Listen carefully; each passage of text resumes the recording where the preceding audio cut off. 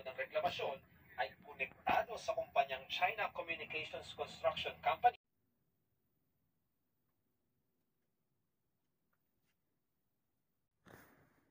So, matutulog na ako.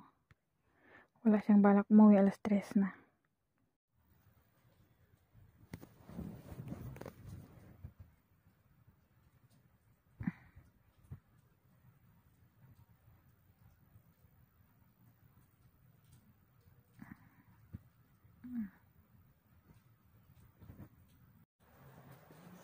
At ano naman yan? May kuto, oh. May kuto, oh.